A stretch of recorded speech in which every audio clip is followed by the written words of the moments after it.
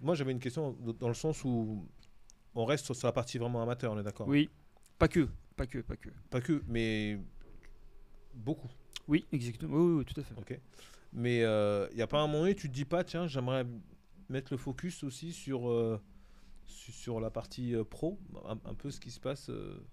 Ben, c'est pour ça que, étant donné que j'ai les mains libres en fait dans la production, dans mes invités, dans mes sujets, euh, même si je veux absolument mettre en lumière le foot amateur, euh, parfois en fonction de l'actualité, parce que je vais lire un bouquin, parce que je vais entendre un coach parler du foot amateur, ça va faire tilt, et je vais me dire tiens, lui, je vais essayer de l'inviter.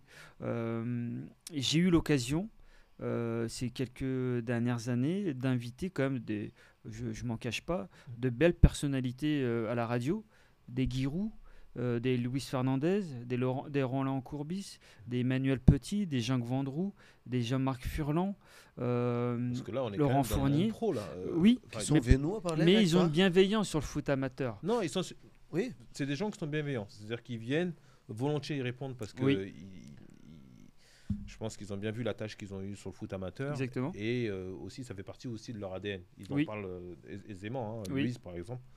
Mais voilà. Mais je- ce que je voulais dire simplement, c'est que, ok, tu es vraiment sur la partie amateur, vraiment. hum, Et la déclinaison sur la partie pro, je pense qu'à un moment donné, elle va prendre le pas, non? Ou tu restes quand même attaché sur la partie non, non, amateur? je reste toujours attaché. Je tiens et je me battrai bec les ongles sur le foot amateur. Ouais. Parce que Parce ça qu'on n'en reste parle pas. Ben, ton- déjà, c'est mon fonds de commerce, Ouais. c'est ma fierté, c'est de là d'où je viens, et on n'en parle pas assez. Et on n'en Je fais parlera exprès de te jamais titiller, assez. je fais exprès de te titiller un peu Ben, là-dessus tu fais parce que bien. avec Beto, on est un peu aussi dans cette ligne-là parce que nous, c'est ce qui nous rattache et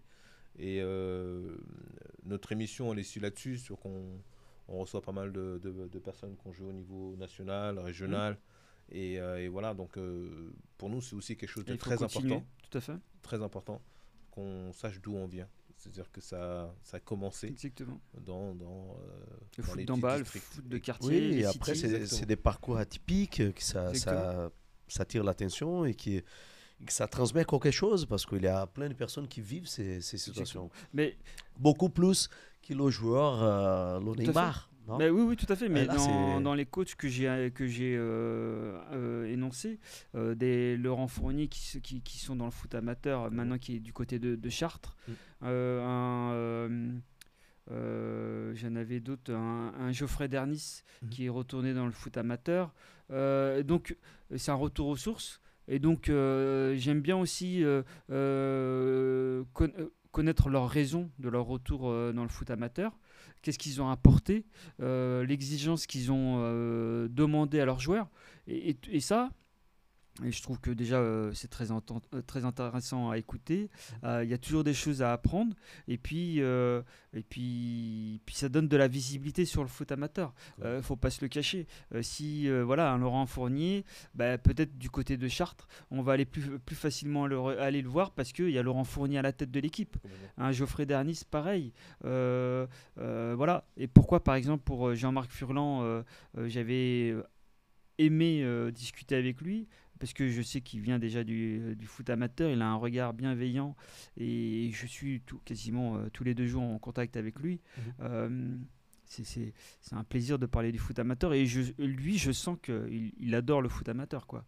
Il aimerait qu'on en parle davantage et je ne sais pas où ça va me mener dans les futurs projets professionnels du foot amateur, Mhm. mais je, sauf si la radio me demande demain, bon ben c'est bien, on a assez parlé du foot amateur, on va essayer peut-être de rebondir sur l'actualité, peut-être faire intervenir plus de joueurs professionnels.